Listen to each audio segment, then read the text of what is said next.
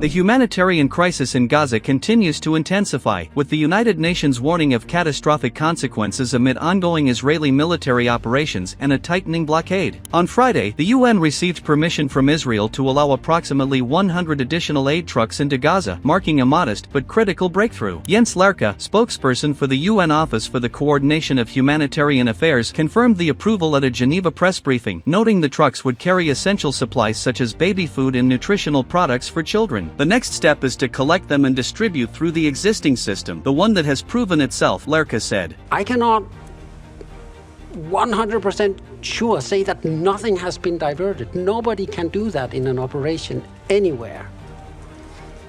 But it's not at a scale that justifies closing down an entire life-saving aid operation.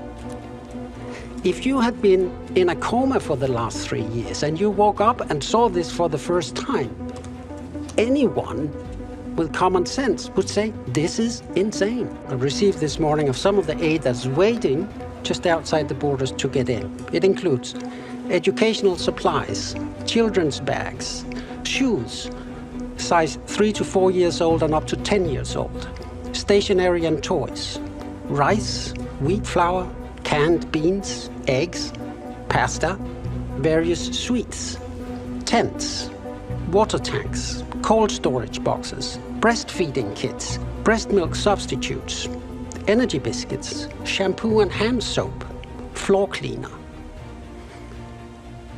I ask you, how much war can you wage with this? This flawed Plan B would see the number of distribution points reduced from the current 400 to about 4 or 5. That would mean that it would force people to move for long distances to pick up the aid and move back again. There are a lot of people with disabilities in Gaza because of the war. Amputees. How are they going to do that?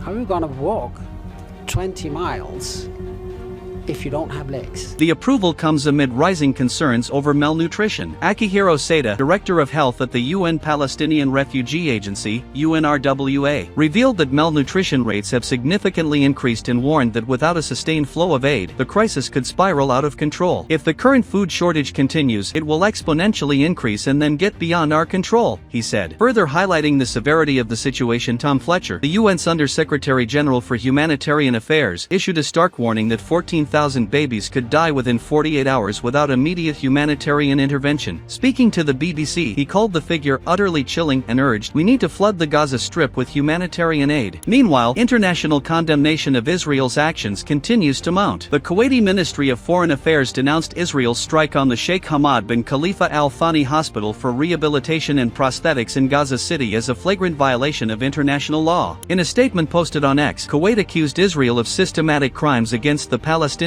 population and called on the UN Security Council to take urgent action to ensure aid delivery and protect civilian infrastructure. As calls for accountability grow louder, the international community faces increasing pressure to address the deepening humanitarian disaster in Gaza and ensure the protection of vulnerable populations, particularly children.